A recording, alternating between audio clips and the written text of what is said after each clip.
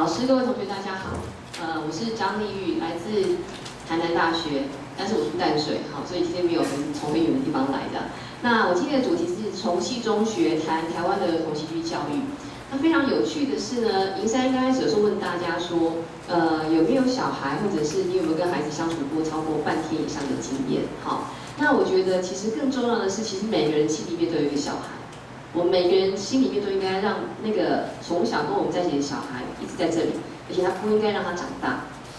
好，我们身为大人的责任就是年纪可以一天一天变老，就是心里面那个孩子他应该要保持在孩子的那个状态。这样，特别是对于从事艺术的人、从事人文的人来讲，非常非常的重要。好，因为内心那个小孩可以帮助我们永远保有一个非常新奇的眼光来看这个世界。OK， 所以我今天的主题会跟儿童有关，是因为我自己没有小孩，可是我非常喜欢看孩子。好，我的生命里面，从我在大学教书开始，一直都脱离不了跟孩子在一起这件事情，因为孩子帮助我用不同的角度看世界。OK， 那今天银山分享主题是博物馆。好，我觉得因应这个主题，所以我今天的一些分享的案例也都是孩子跟儿童博物馆之间的关系，然后举一些实例。那上个礼拜很巧的是，我们系上有请了台南艺术大学的刘婉珍教授。那不晓得大家熟悉刘婉珍教授吗？他有一本书就叫做《博物馆就是剧场》。好，就是比较新进的一些博物馆的概念，会蛮希望说，博物馆它不应该再只是一个静态展示的空间，它应该就像是一个人生的剧场。我们在博物馆里面应该能够跟我们的生命经验产生结合的。那对于儿童更是，好，刚银山讲的非常好，就是孩子他是需要透过他的肢体跟五官去做学习的。那传统的博物馆完全跟孩子的学习是互相违背的。好，所以我就希望说，我今天讲的一些关于戏剧的想法，或者是一些案例的分享，可以增进大家对孩童的了解。那更重要的是呢，假设你心里面那个孩子已经睡很久了，好，结果今天的分享把他叫醒吧。好，那我想要先问一下，这个字叫做戏，看到戏你会想到什么？联想到哪些字？戏联想到表演，还有呢？戏可以连什么？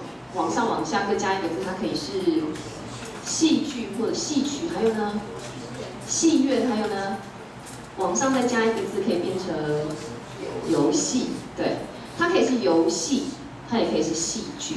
这两件事情都跟戏分不了关系。有趣的是，戏这个字在我们的中文里头，它是正面的意涵多还是负面的意涵多？负面，因为我们曾经说什么，夜惊于晴，荒于嬉，嬉就是嬉戏，对不对？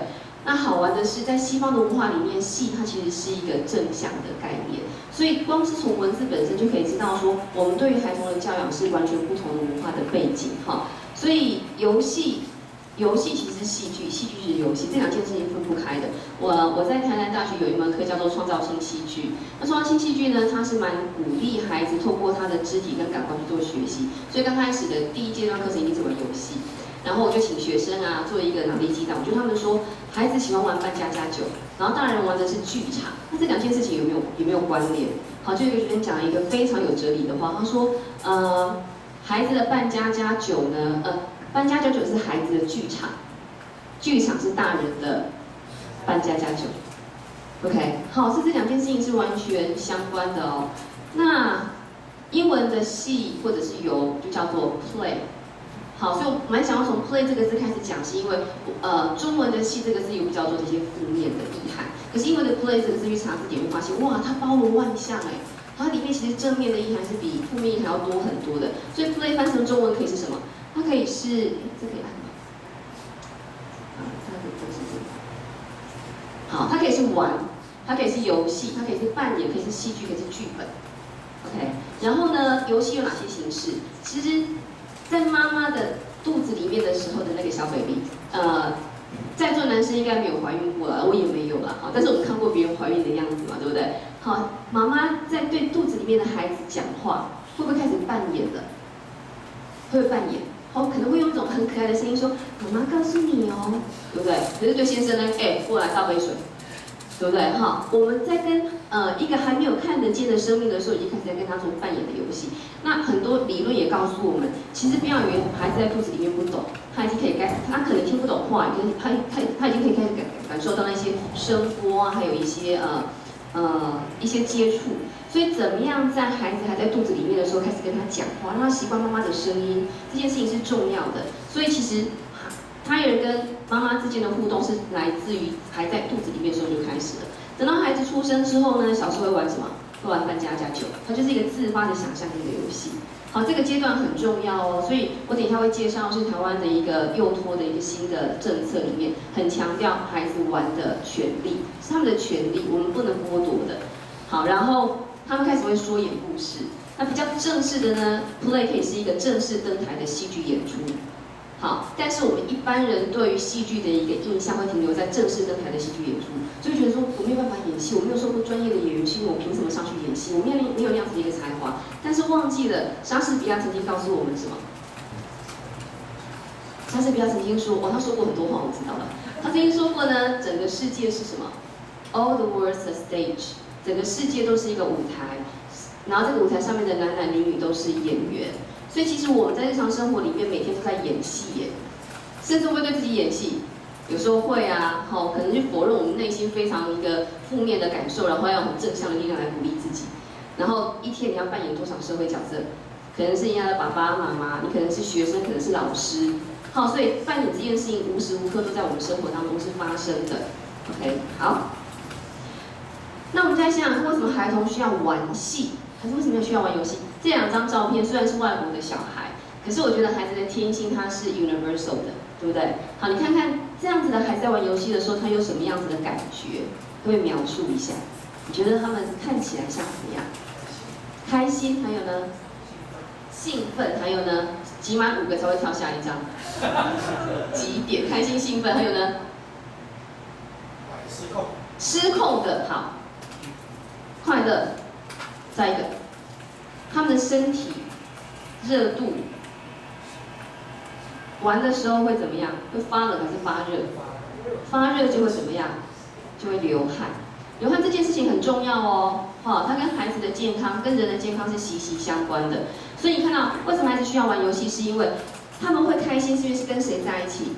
跟人。孩子玩一定是跟人在一起。那孩子的学习，孩子是 social being， 就是以 Vygotsky 的讲法，孩子的学习是透过彼此之间互动来的。你不能今天丢一个 iPad 给孩子，然后他就期待他成为一个健全的人，不可能。因为孩子的互动来自于跟其他人在一起，人跟人在一起就会有温度，因为我们会碰触，就可以生息相闻。好，然后人跟人在一起呢，就会吵架。你有没有这辈子到现在都没有跟他吵过架的？有没有？有的话去看医生哦，表示你太压抑了。好，对不对？一定会吵架。那吵架之后会不会好？会。为什么会好？是因为你花钱请他吃东西吗？这也是策略之一，没有错了。但是基本上你要跟一个人从争吵到和好，这个过程里面需要很多的沟通跟协调，跟认知的一个调整。这件事情是书本上面可以教我们的吗？不行，你一定要实际跌倒、实际碰撞、实际受伤、实际哭泣，你才能够在跟人相处这件事情上面不断的成长。可是其实到我这个年纪，我应该比你们长不少吧，对不对？好，我到现在还是会跌跌撞撞啊，有时候还是因为不小心讲出话得罪了人啊，或者是人家一句无心之言伤害了我啊。好，所以这件事情是这辈子都学不完的。那一定要跟谁在一起？人，特别是孩子。好，所以孩子为什么需要玩游戏？是因为刚刚有那么多的情感，刚刚讲到开心啊、快乐啊、情绪上面的，还有人际之间的，还有流汗，它是跟什么有关？身体。你有没有看过那种小猫小狗一生下来就躺在那个地方不动，跟睡美人一样，然后10年之后它就变成一个老猫跟老狗了？不可能。所以小猫跟小狗为什么觉得它们很可爱啊？好可爱！你看它们那边打来打去、追来追去，好可爱哦。以我们的观点，对不对？它们在求生存呢。对我们来讲，它们看起来好可爱。它们每一个追赶，然后扑击，那个都是生存的技能的一个现场的训练，对不对？但是人类的孩子不需要啊。人类的孩子不需要，所以人类的那个幼儿，他有很长的段其实是很安逸的。好，可是他们慢慢开始学习爬行的时候，要不要用身体力行的方式？他今天不会爬，就不可能会走，就不可能会站。他今天不会走，就不可能会跑。OK， 所以这个身体的发展，它是必须要透过游戏的。好，一定必须要透过跟人在一起，然后实际去运用他的肢体的。那我们刚讲，所以我们大家都同意游戏这件事情是孩子的必需品嘛？同意的请点头。好，谢谢。OK， 至于呼应到林珊讲的嘛，孩子的学习习方式是我们必须要理解的，才能够规划出属于他们、适合他们的一些，不管是博物馆的策展啊，或者是学习的方式。那第二个问题就是，那为什么孩子需要扮戏？游戏跟扮戏虽然像，但是不完全一样，对不对？扮戏就是演戏嘛，孩子为什么需要演戏？要成为专业的演员吗？好，那我们来让大家有时间。我说戏剧要跟人在一起，对不对？你现在身边前后左右是不是都是人？要不要跟他们在一起一下？要哈。跟你旁边的同伴呢，稍微讲个30秒钟，好不好？我等下想要听听看，你们猜猜看，为什么孩子需要演戏，需要扮戏？假设前提，假设就是要，所以硬要想出答案来，可以吗？我等下收集好5个答案，好，预备30秒钟。跟旁边的聊一聊啊，你都一直看到他的后脑勺，现在看看他的正面吧。为什么孩子需要演戏？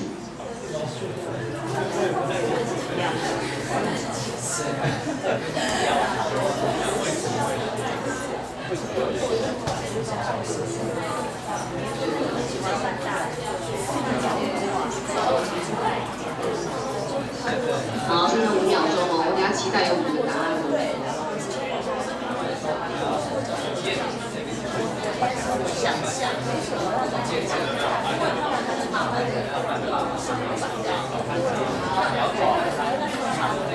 再3秒钟，2秒钟，1秒钟，知道吗？在教室上课的时候，学生最怕老师做一件事情，就是老师朝着学生走过去。我现在要做一件事情，就是要侵入你们的安全领域。好 ，OK， 可以暂停了哦。好，3秒钟之后就安静5声，3、2、1，停 ，OK。好，来听听看哦。所以我现在这样进入你们的 comfort zone， 对不对？不要紧张，我等下麦克风就会递到你前面去。好，他们是考试嘛？我觉得我们台湾的教育有一个很大的问题，就是我常常举的一个例子哈，6、7的小朋友不知道答案，你问他问题，全班都举手，拼命举，没有看到他连脚都举起来了，有没有？然后你可能问他的时候，他就忘记了，可是你还是会一直举手。然后有趣的是呢，我们的教育让孩子进了学校之后，到了大学，他明明知道答案，他还是不愿意举手。甚至你问他一个问题，就是好，问一个很简单问题，1+1等于多少？他就开始怀疑哦，等一下这个问题是有陷阱，我怎么可能问这么简单的问题？不行，他一定要什么样的答案？可以乱猜了起来，对不对？好，所以我就说我们台湾的教育是把孩子从很会举手一直教到不会举手，其实这样答案也不会举手。所以我很想要去做的一件事情，就是想要透过戏剧的教学，戏剧教学有一个非常非常特别的地方，它不要求所谓正确的答案，因为人生没有正确的答案。可是我们的教育一直在追求正确的答案，看我们从小到大所有的考试。好，在学英文的时候，学了那么久不敢开口讲话是干嘛？因为脑子里面开始在做英文的自我检查，对不对？然后等到语文法都正确的时候，那个人已经走掉了，讲什么英文啊？这是我在英国念书的经验。然后所以好，那个放轻松了，好，因为我知道说一走下来，大家就会紧张。没有所谓正确的答案，只有你的想法。OK， 你觉得为什么孩子需要演戏？可以举个手让我看一下吗？当然，现在幼稚园的小朋友嘛，好，这边2位老师，2位同学来。我觉得应该是为了让小孩子感同身受，所以他肯定是感同身受。例如，假设你要他扮演女生，他穿高跟鞋，就知道女生穿高跟鞋的感受。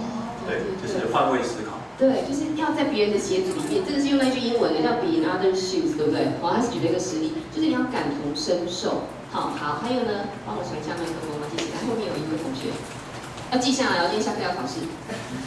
回到传统的教学法。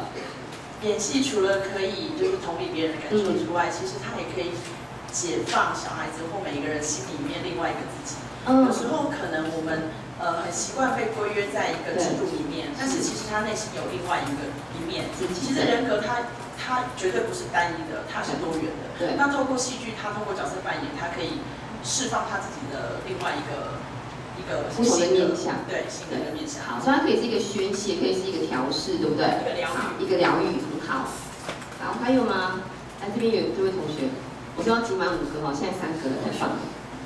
我认为戏剧的表演是让儿童提早开发他们自己的身体实践，因为我觉得越长大越发现，我们身体永远都是在那几个动作而已。那戏剧可以开发出他们不同的人生的角色，那借由不同的人生角色，可以有不同的肢体动作。那这样肢体的动作会让他们在身心灵上有更好的一个发展。所以我认为这个也是重要的。肢体很重要哦。我说我们的教育的另外一个问题是把孩子的身体教不见，这是一个很严重的问题。你看西方世界的孩子，他们的身体是活着的。我不知道你们知道 Ken Robinson 有没有听过这一个 Ken Robinson，Dr. Ken Robinson， 他是在欧洲一个很重要的，他其实之前有到美国的一个很大的博物馆当馆长，是受邀去的，在加州。然后他是英国艺术教育里面算是那个神父吧。好，你上网去找 Ken Robinson 会看到他很多在 TED 的演讲的短片。好，他就特别讲到说，身体这件事情的重要性在你有一个灵活的身体，其实脑子是不会动的。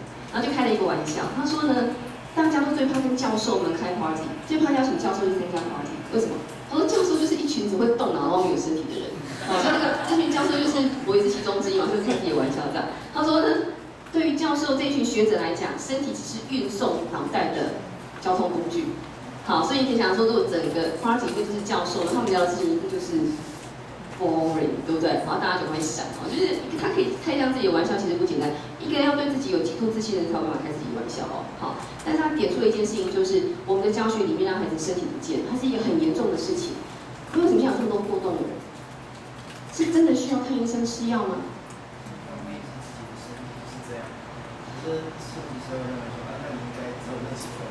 对，我们是动物，我们是矿物，也不是植物，对不对？好，所以课文课文有叫失去山林的孩子。失去山林的孩子里面很强调一件事情，就是这种在现代社会里面被视为过动的孩子，你把它放到森林里头去，他所有的过动都变成他求生最优势的一个条件。因为过动就是他的注意力集中时间很短暂，对不对？他就是动。在森林里面，就是需要注意力时间很短，因为要随时注意到各式各样的声音讯息。你如果说一直专注在某件事情，然后后面有一个大熊把你吃掉了，就不知道。好，所以很多过动的一些孩子，他们到了大自然之后，病都好了，都不用吃药了。这台湾目前一直在讨论过动症，非常非常重要的一个议题哦。好，所以刚刚讲到说身体是很重要的，因为戏剧可以让孩子的身体得到释放。我等一下会在一些实例里面让大家看到。好，刚是3个嘛，对不对？他们好，请分享，谢谢。我认为可以激发孩童的想象力和创造力。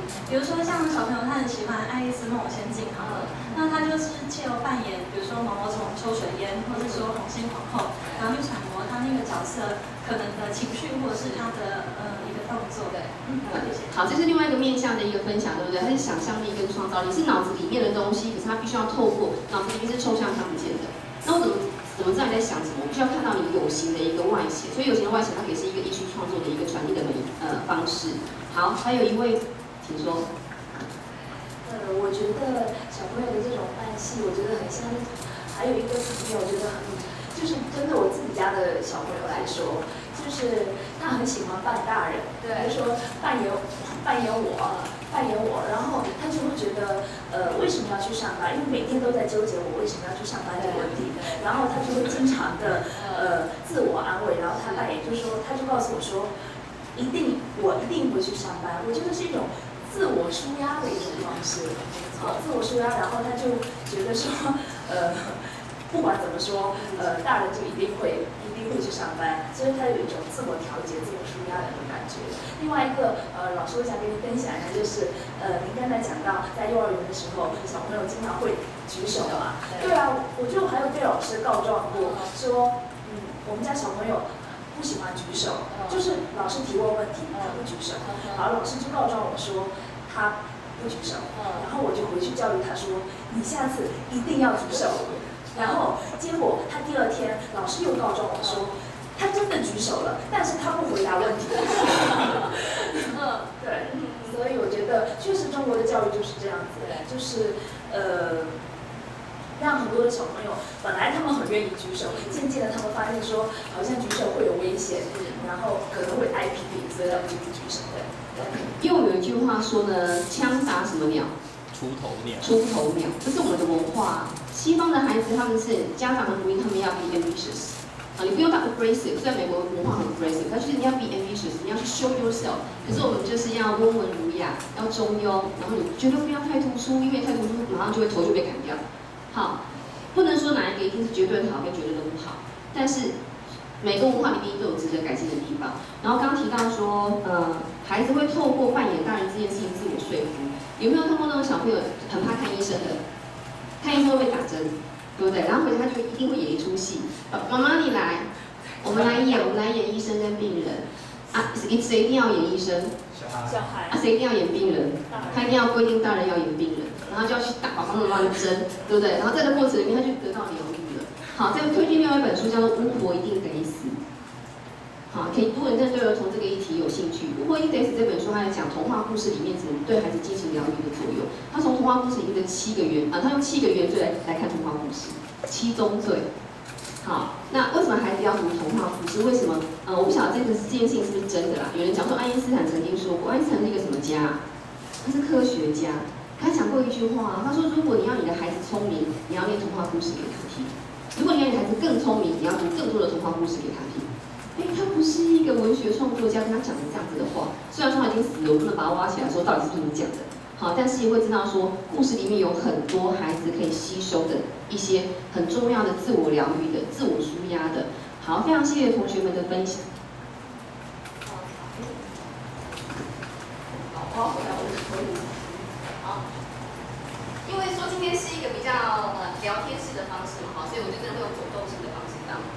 OK， 好。所以刚刚讲到，其实我为什么要邀请大家跟我做一个对谈，是因为我不相信每个人对于戏剧是完全零，是一个没有任何先辈知识的，不可能。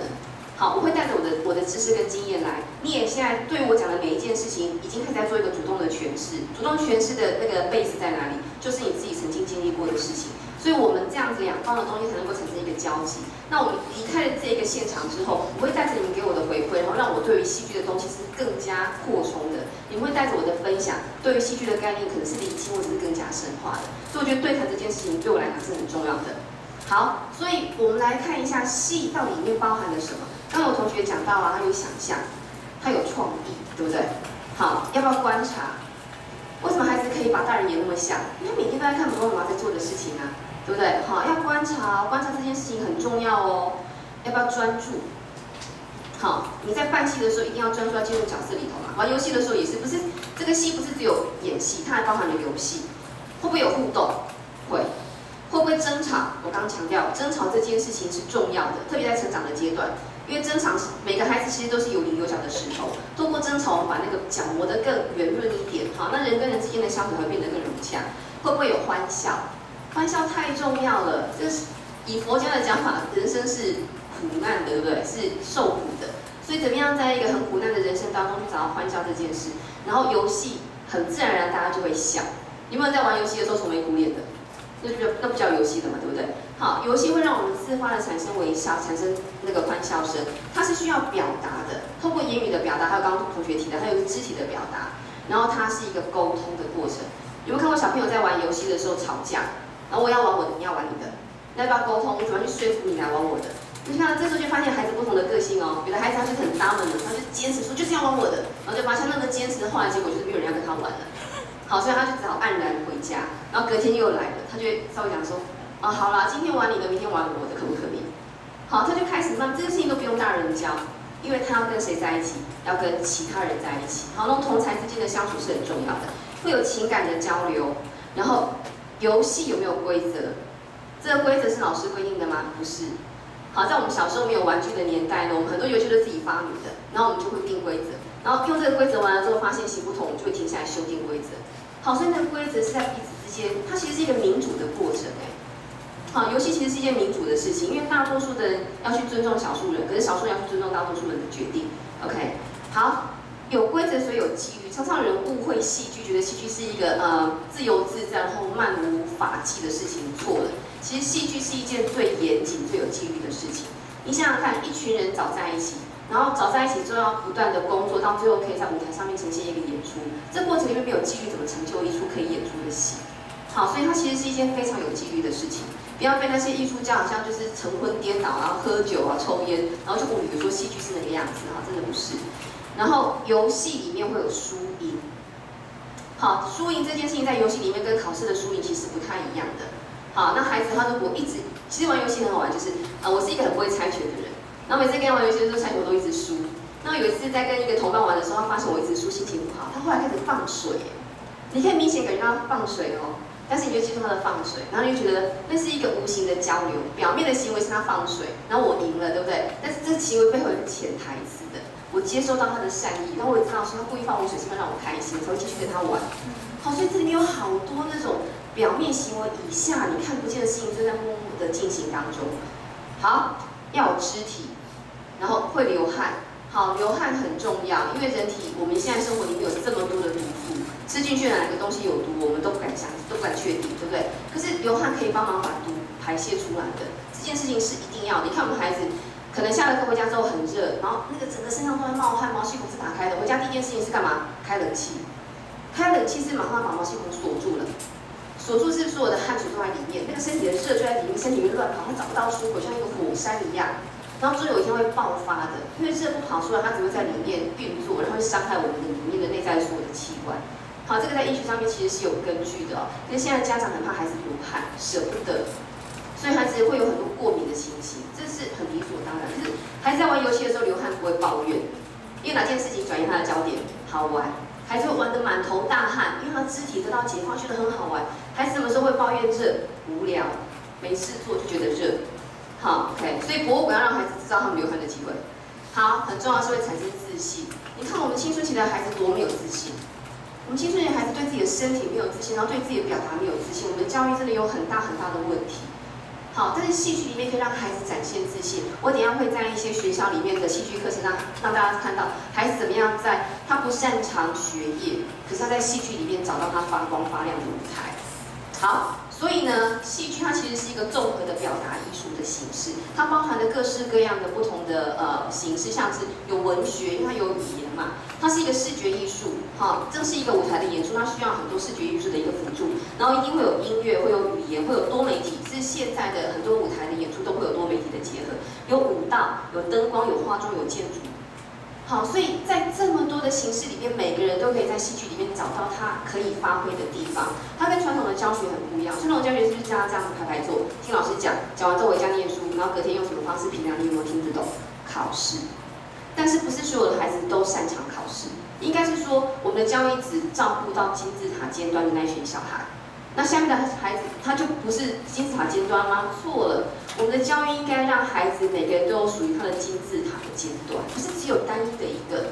好，所以为什么戏剧这件事情这么值得去做，是因为它综合了各式各样的艺术表达的形式，每个人都可以在里面找到属于他的位置。好，那听了你怦然心动，要不然加入戏剧系？好，那我们来讲一下，那我们的政府对这件事情到底有没有想法，有没有概念？其实有，但是让我悲伤的就是呢，其实台湾的表演艺术、戏剧教育已经很久了，可是还是很多的家长不知道，甚至他的孩子念的国中还不知道有这门课。好 ，OK， 那我们就来稍微讲一下历史背景。其实，在1997年的时候，我们的国家呢就颁布了艺术教育法。那这个母法里面就强调说，艺术教育应该要培养的是艺术人才，然后充实国民的精神生活，提升文化水准为目的。那艺术教育类别就包含了表演艺术教育、视觉、音像艺术、艺术行政跟其他有关的艺术教育。所以在1997年的时候，我们国家的艺术教育法就已经把表演艺术纳进来了。好，但是它是一个母法，它并没有施行的细则。所以在1998年的时候呢，因应这样子的一个艺术教育法，我们开始有了国民教育阶段的9年一贯课程纲要。我们现在已经是12年国教，但是那个时候是9年一贯哈。在9年一贯里面，我们就有一个课程叫做艺术与人文领域。在9年一贯的整个课程颁布的时候，其实引起了很大的辩论，因为那时候开始讲课程统整这件事情，我们觉得是分科教学。可是9年一贯开始讲说，有一些类似的科目，它应该要并在同一个领域。在这个领域里面，老师要能够彼此互相支援，然后我要能够教你的科目，你要能够教我的科目。所以什么样子的东西放在一起，音乐、视觉、表演艺术就被结合叫做艺术与人文，好像很理所当然嘛，对不对？好，那这时候出现了一个问题了，因为我们的国家培养很多的美术跟音乐的学生，那台湾的戏剧系非常的少。所以说，因应这样子的一个课程纲要之后，我们就需要有表演艺术的老师。可是并没有戏剧，而且你知道，会去念北艺或台艺戏剧系的学生就不想当老师嘛？他们是唾弃当老师这件事情的。又是两个截然不同的事，感觉你在 acting 就是一个很艺术的，当老师是一个死板板的。好，所以我真的认识很多北艺的学生，他们对当老师这件事情是嗤之以鼻的，真的是。好，可是但是音乐跟美术不一样，他们从小都是跟着家教老师学，所以他们对当老师这件事情充满了热情，跟他们甚至知道说它是一个实际生活上面的需求。所以因应这样子的一个法令之后呢，很多教表演艺术课程的老师，他本身的背景是音乐跟美术，所以他对于表演艺术是没有理解的。好，背景是少，他会上一些课，但是他没有办法实际去教，所以接着这门课怎么办？就放录影带给孩子看。好，就是用他自己以为传统的方式去教学，所以也没有办法真正落实表演艺术的教学。那我们看当初的一个纲要里面强调说，是要陶冶学生艺文的兴趣跟嗜好，参与艺文活动，提升感受力、想象力跟创造力哦。所以这里面完全没有说要透过表演艺术去培养孩子成为一个专业的演员，不是这件事情，好，绝对不是。好。那2000年的时候就有一个暂行纲要，暂行纲要在实施的时候就开始设计课程啊，然后已经有一个课纲。那到2003年的时候，就整个暂行纲要就拟定了，因为经过3年的一个教学研究之后，就做了一些调整。然后在这里面的表演艺术课程的艺术人文领域的一个课程的理念，就是它要能够经由艺术的陶冶，涵育人文素养的艺术学习的课程。然后很有趣的是，艺术学习是跟人文在一起，叫做艺术与人文领域。12年国教把人文拿掉了，好，这是一个我不能够理解的事情，因为我一直觉得说，你讲英文与人文领域、数学与人文领域，它其实不太搭得在一起，可是艺术本来就是跟人文在一起的。但是它在实施了这么多年之后，现场老师有很多的声音，就是艺术跟人文摆在一起怎么一回事啊？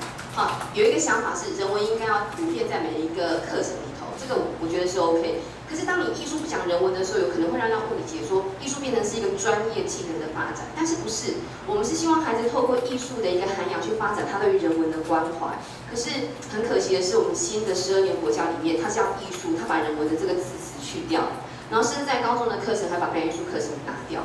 好，这个等一下有时间可以说。好，所以课程目标呢，这几个很重要的哦，它要能够探索与表现审美与理解、实践与应用。就像孩子小时候，他没有办法去用语言表达的时候，他会到处去探索，对不对？好，然后他能够探索跟透过表现之后呢，还要能够对事情的一个美好产生一个审美的一个认知，然后他能够去理解这件事情。那最高的能力，希望他可以在日常生活里面实践，甚至去做应用。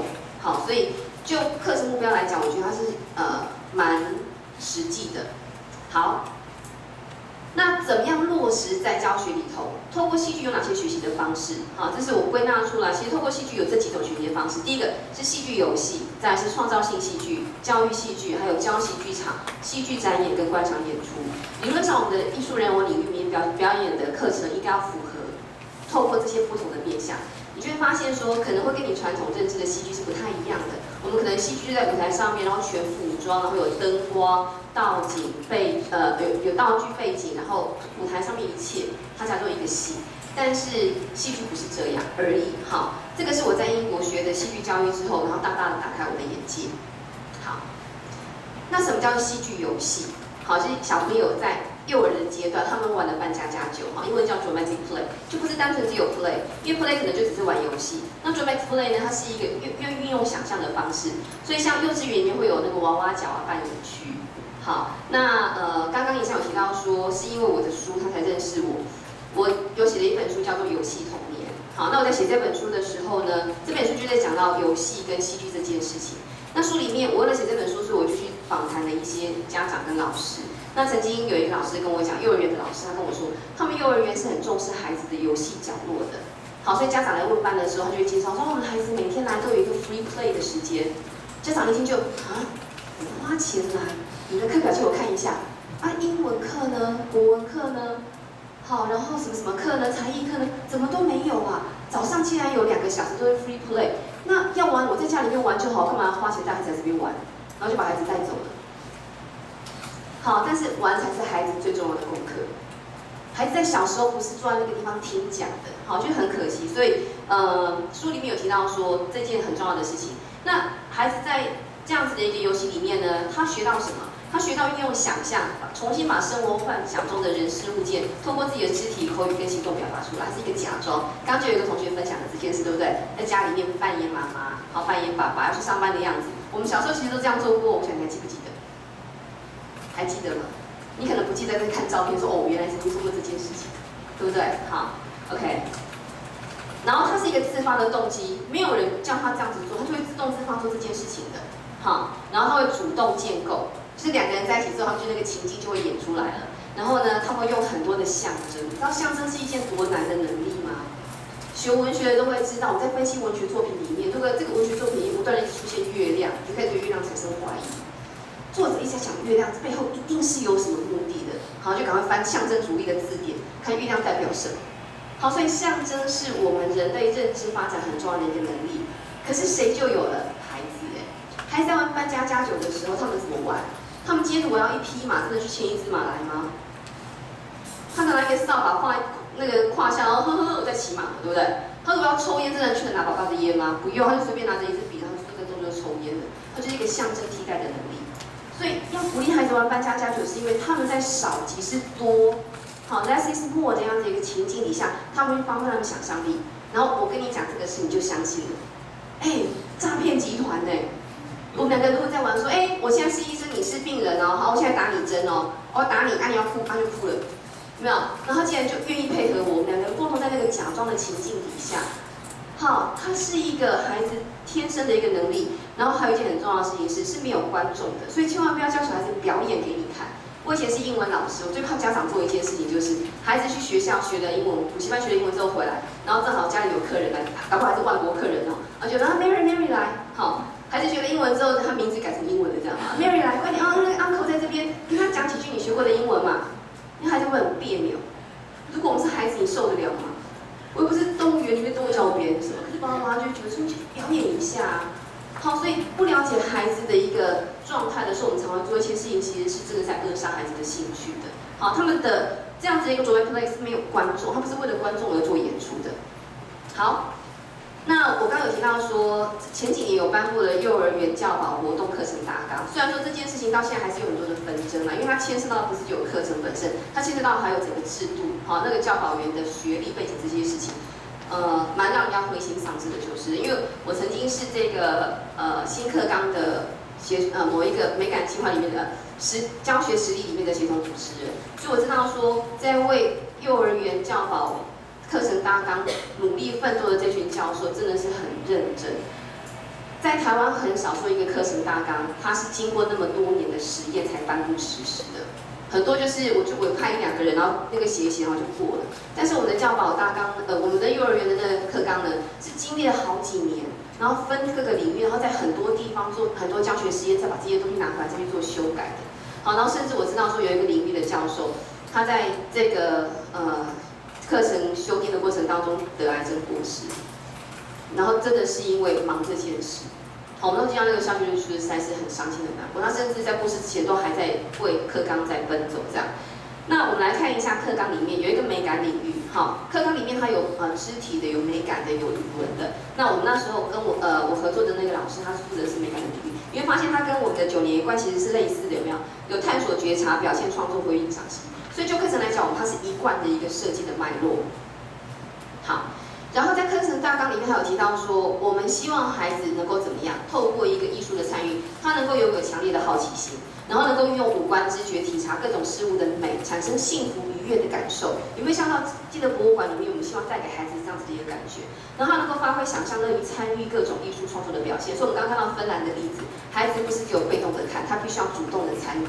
好，孩子一定要透过主动的参与才有办法学习的，然后能够运用视觉、音乐、肢体、戏剧等艺术媒材或元素表达自己的看法跟创意。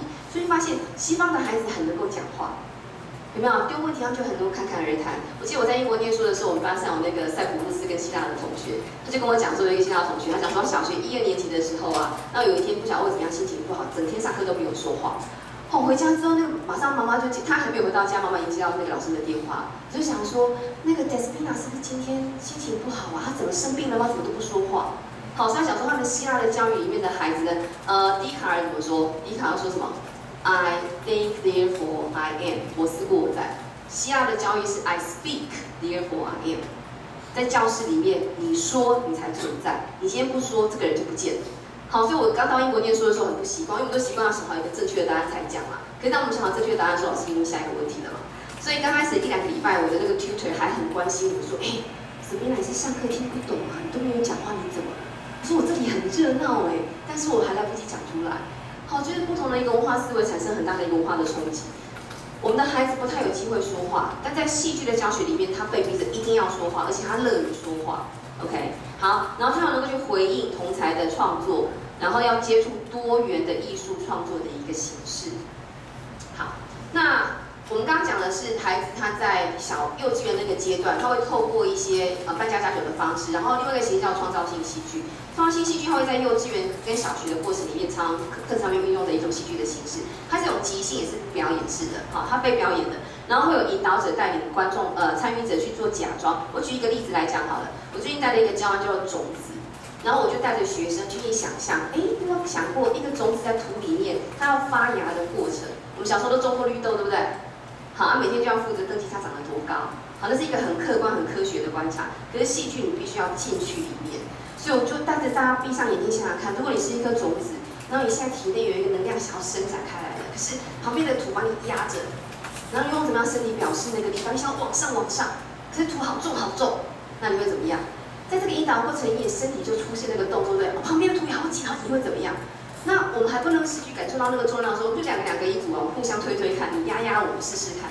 好，然后等到把这个外在压力拿掉之后呢，我们就开始自己去模拟自己是种子，然后种子从土里面发芽，然后长大的过程很辛苦，因为长大的过程你可能会有各式各样的攻击，毛毛虫会过来，会有剪刀，各式各样的。好，你可能长成一棵树之后呢，它会有小鸟过来。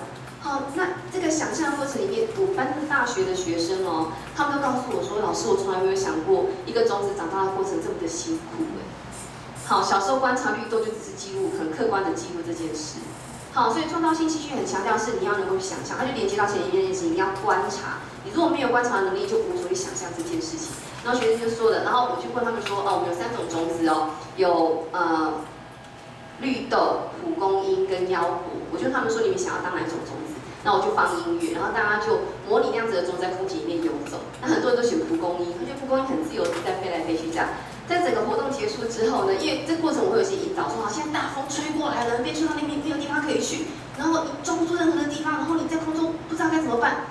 然后在那个引导过程结束之后呢，我问他们说，你觉得当哪一种种子最辛苦？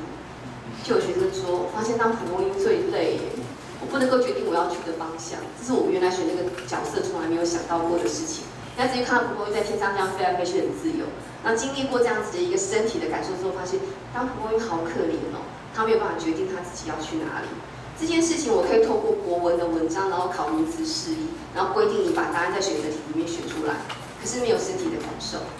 好，所以说创造性戏剧是这样的一个方式，它会有引导者带领参与者假装，然后去想象、反省、体验人类的生活经验，会有肢体律动、五官认知，然后即席默剧对话的戏剧形式，透过声音、肢体来表达你对故事、人物或自己面临问题的情境，建立自信、发挥创意、综合思考的团体。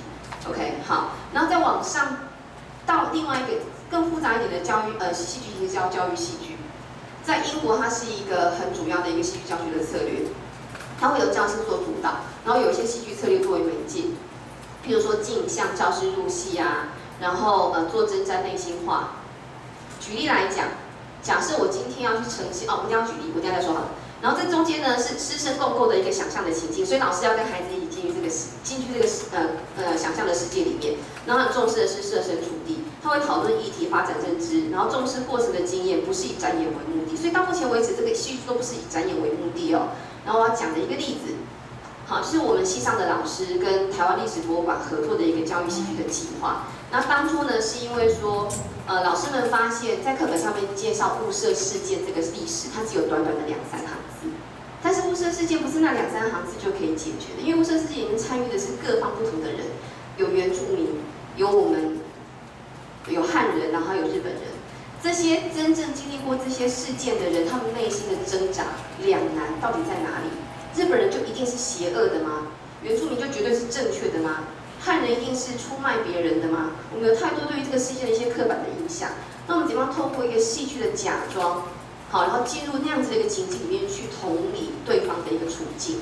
好，所以老师们做了非常多的考究，因为是跟台湾历史博物馆合作，他们馆方有研究人员，他们提供了很多的史料。那这是教育戏剧里面的一种策略，叫做百宝箱。好，百宝箱里面会集结的跟这个世界相关的那些物品，那我们就会让孩子先来猜猜看。好，这里面有像什么？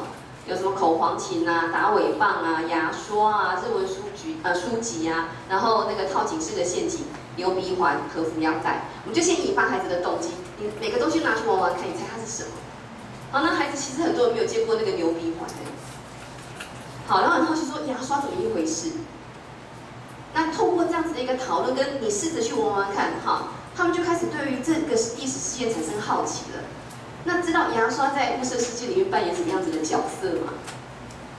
要不要猜猜看？牙刷，你有想过哈？原住民是不刷牙的，好，所以他们常常牙齿的健康就不好，就一口烂牙。那时候日本人来就觉得说要帮他们把健康的状况提升，所以就要求他们要刷牙。那要求他们刷牙这件事情跟他们原来的生活经验是违背的，会不会产生冲突跟争执？会。对不对？所以有很多的东西就会因这些物件开始做讨论。然后这里面有，譬如说教师入戏，哈，老师就会扮演角色。譬如说他扮演的是一个日本的警察，他今天来宣布一个政令，就是从今天开始，你们所有的祖先的那个祖先的遗体都不能够埋在自己的家里，全部通通都要迁葬到外面的公墓去。大家知道原住民的文化吗？他们先人的尸骨是在家里面的，好。然后说你不能这样做，因为这件事情可能不卫生什么之类的，好，所以他们以一个高压的方式说，全部都要迁葬，然后我们在这个出外面有一块地，全部都要迁来这个地方，好，那这个日本警察可能就宣布了这件事。那我们的学生在之前已经有进入角色了，有的人他们可能是原住民，有的人可能是汉人，可是不同的角色。然后之前也因为说进入角色的关系，对于这个文化背景是有所理解的。然后宣布完之后，然后老师就出角色。然后再回来讲说怎么办？他现在宣布这件事情了，1个礼拜之后我们就要这样子做，你到底要不要遵守这个规定？然后学生就有各自不同的看法，然后就会讨论。好，你同意为什么同意？一定要同意啊！不同意的话，把我们家烧了，把我们赶出去怎么办？这怎么可以同意？这是我们的祖先呢？他祖灵要待在家里面，会不会各式各样不同的一个辩论出来？他就不会单纯只是看说哦，雾社事件是谁杀了谁，谁怎么样？他是一个爱国的行为。好，就举一个简单例子，到说，我会透过各种教师入戏跟学生扮演的方式，然后去了解，不见得是当初完全真实的状态，可是从我们自己人的经验去出发，去思考到底在这个事件当中的人是怎么一回事。好，所以这样子的一个策略呢，结束之后，我们有帮这样子的一个教案做了一本教师手册，里面会有一个学习单，好，譬如说其中的一个学习单，是有点小念给大家听。它里面有讲到说，历史大声公，各位编辑委员经过访问之后。因为譬如说在那个莫纳鲁道的那件事情，好，其实对于他要出来抗争，是每个人都同意他吗？不是，有的人为了要保存自己家人的安全，他是不愿意这样子做的。好，那不愿意这样做跟愿意这样做的中间会产生一些冲突，然后有些人可能还为了自己的利益去出卖别人，哈，所以我们有让学生进入不同的角色，然后去告诉我们说你当时为什么做这样子的一个决定。所以我会希望说，透过这样子的一个角色入戏之后呢，让学生去想想看，这个字有点小。好，讲说，我们现在雾社事件的内容跟教科书上面写的不一样哦，眼看课本就要出版了，有没有像我们现在高中历史课本这件事？好，所以讲每个人的故事都有别人的故事，可是该如何修改才能够让雾社事件的面貌呈现出来呢？麻烦各位编辑委员帮忙动动脑想一想，课本要如何做叙述？这样子的一个课后的活动，是因为上课的时候我们让学生入戏了。学生担任一个书籍编辑的委员，然后去采访事件里面的各个人，有点像是记者的角色。然后经过采访这件事情之后，回去讨论我们怎么样在新的教科书里面呈现一个比较贴近事情的原貌，有一个不同多元的一个叙述的角色。所以他讲说，这个是某个版的课本内容，雾社事件是因为怎么样，在这次事件当中怎么样，所以雾社事件是怎么样。好，然后还有，比如说经过3堂课之后，大家对雾社事件有什么样子的看法呢？好，比如说，如果我是赛德克人，我觉得雾社事件是这样；如果我是日本人，我觉得雾社事件是这样。其实当初日本人他们为了要跟原住民能够真的在一起，有很多日本军官来台湾被迫，你一定要娶原住民的女人。好，我要血统去同化你。可是这些日本军官有的在日本其实是有家庭的，他受制于他是军人的身份，所以他2边都娶了老婆。那身为人有没有一些为难的地方？好，那或者是说这个被强迫嫁去的原住民的少女，她可能有一个心爱的部落里面的男子。好，所以回到人这件事情，就发现，事情不是非黑即白耶。好，我们讲的一些客观的历史现象，下面其实有很多一些主观的一些诠释的。好，另外一个问题是，身为一个现代人，我觉得雾社事件是怎么样？是不是提供了不同的一个视角？好，跟我们以前学历史的方式是非常不同的。就回到刚刚讲的，教育戏剧会做一个议题的探讨。然后这个计划其实到现在都还在进行当中。2000年的时候，2001年的时候，我们开始把这个教案带到学校里面去。那到现在啊，到今年哦，台史国都还在跟老师们合作。然后百宝箱是放在台湾历史博物馆，是老师们可以借回去教室里面使用的。它有非常完整的一个教师手册，然后到各个地方去做各式各样的教师的培训。好，那台湾历史博物馆还做一件事情，就是我们还把戏剧放在台湾历史博物馆里面。譬如说，配合他们的特展，关于雾社事件，我们就在里面设计了一出戏。导览员其实就是里面的某个角色，那来的观众可能是大人，可能是小孩，我们就让你一起进入雾社事件，去体会当初人的一个心里面的挣扎。你想想看，经历过这样一个事件之后，再回来看这些展览，就会有不同的感受。好，它是经过一个实际的体验的。好，那我刚刚讲的是在教室里面发生戏剧的方式，有另外一种发生戏剧的方式叫教习剧场。好，它比较不一样的地方在于说，是由专业的演员到教室里面演一出戏给孩子看。那它不是有单纯演戏，因为在演戏的过程中，观众要参与。然后呢，演出的内容它会有很清楚的教育目标，然后跟演出内容的活动会有前置。好，就是我们要进来学校演出之前，我们会先让老师有一些前置的作业，让孩子对于这个事件是有所理解的。然后演出结束之后，会有一些后续的追踪，会给老师一些关于这件事情更深入的一些知识性的内容，让老师可以带着学生去理解。然后会有一个这样的教师手册。教戏剧场呢，其实是在异国起源的一个方式。好，有兴趣的同学可以看瑞芳老师这本书。同样以校为场域，那演出的对象就不会很多，因为演出的观众必须要跟演员做一个互动。那策略有很多啊，譬如说我们刚刚讲戏剧游戏啊、百宝箱啊、教师入戏啊、角色扮演、做征战这些细部的内容，今天可能就比较没有时间提。那我要举的是实际的例子。虽然说呢，教戏剧场都会把剧场带到学校里面去，可是因为在台南很特别，参与很多的古迹，所以我们西上老师跟台史国另外一个合作计划，就是我们把教戏剧场放到古迹里头去。好，所以譬如说1895开城门这件事情，当初日军要来台湾，他要接收台湾，那台南城的人他们就在想说，我们到底要不要把这个城门打开？不打开可能就被炮轰，打开了之后我们就没有自己的自主权了。所以在城里面这些人到底该怎么办？哈，所以我们希望说，藉由这样子的教习剧场，让回到历史的现场，然后体会1895年日军进城接收台湾的时候，台湾人民两难的一个心情。台湾人民分很多种啊，有穷的啊，有钱的啊，有权势的啊，他们会对这件事情会有不同的想法跟看法，一定会，对不对？好，所以主角就是呢，经营茶叶生意的林家父子，就是有钱人，对不对？然后家里面的长工，歌仔戏就一定很好看的，有没有？好，然后可能有钱人的那个女儿还爱上长工之类的这样，好，那戏剧演出跟剧场活动会交互的进行，所以演一演就会停下来做互动，互动结束之后继续演一演。那继续演这件事情很好玩哦，有时候继续演会因为前面观众的互动给了答案，影响到接下来演的情节的安排哦，所以它其实是一个很灵活的戏剧形式。引导者会带领参与者穿梭不同的时空，其实博物馆就有这样子的作用啊，因为博物馆其实是一个过去的时空。怎么跟现代人结合在一起？好，戏剧是一个很好的媒介，然后去进出虚实之间。好，那我们来看实际的例子。1895开城门呢，在台南是在那个武德殿演出，好，就在武德殿里面，然后他就假装是一个我们要准备开城门这件事情。这里面演员扮演的各种不同角色，有士绅啊，有长工啊，然后在讨论。那你会看到这边下面是学生，好，这里。所有的学生都要进入角色，所以每个人都戴上象征角色的。比如说他戴瓜皮帽，就表示他家还蛮有钱的。好，就是代表士绅这边，啊，你是卖茶叶的，这件事情竟然会对你怎么样的影响？会透过讨论，那你想要扮演什么样子的角色？然后事件的发展，就说，那个日军要来啦，然后大家就站在城门口拿着旗子迎接啊，对不对？好，然后一般的演出就是你只有看到他们在拿着旗子迎接，可是观众心里面到底想什么？我们就有一个戏剧策略，就是你先想想看。日军已经要清门打吼啊，然后你现在是害怕还是紧张还是期待？好，给你3秒钟想，想完之后，你拿着旗子，我去拍你的肩膀，引导员就拍你的肩膀。好，这个戏剧情境是虚的，可是实际是我知道你想什么，我就拍你的肩膀，你告诉我你现在想什么。然后就想说，好兴奋，还有好紧张，好害怕。所以我们就听到了每个脑海里面对这个事件不同的声音。好，那因为是一个专业演员的演出，所以更能够带孩子进入这样子一个情境当中。然后经历过这个之后呢，我们大家就会开会讨论，怎么办啊？现在要来了。然后那个演员，其实演员叫演教员，他不是有演，他还要教哈。演教员他就会出来讲说，不要怎么办？我是那个邻家的林员外，他们要来了，你可不可以给我一点意见啊？想法我该怎么办？然后孩子因为经历过前面的那个戏剧情境的一个摄入，他就能够给想法、给建议，好，就带着孩子进入历史的世界里头。